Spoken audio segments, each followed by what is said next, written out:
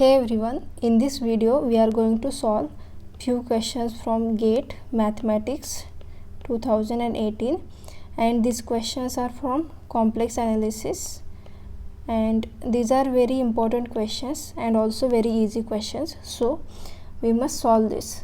So let us solve the first question.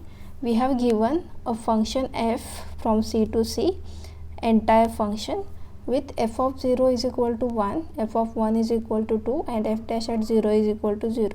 That means entire function have some conditions on it, and if there exist m positive such that the double derivative of f is less equal m for all z, then what is f of 2?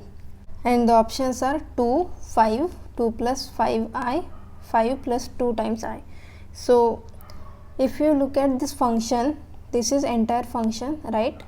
Now let us recall a theorem which is Liouville's theorem, which says that if we have entire and bounded function, then it is a constant function, right?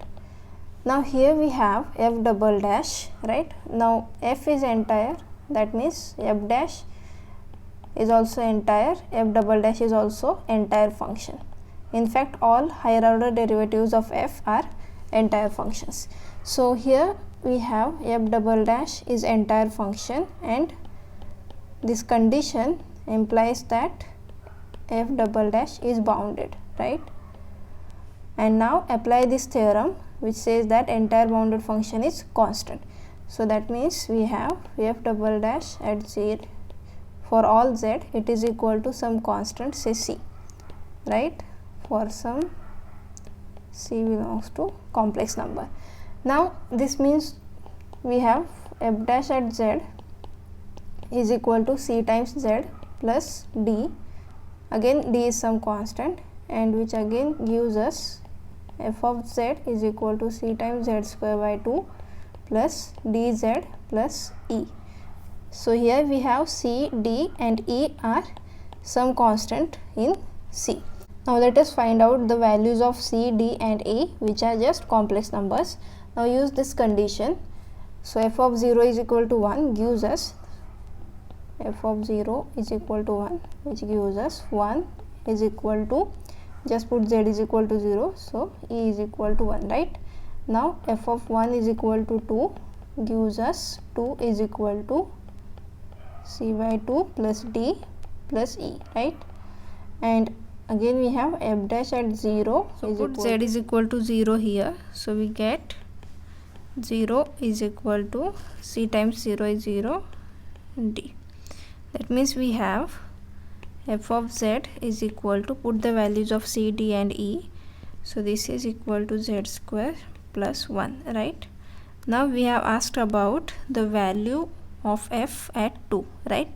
So what is f of 2? Just put z is equal to 2, so 2 square plus 1, that is equal to 5. So f of 2 is 5, so this B option is the correct answer. Now let us solve another question. This is also from complex analysis.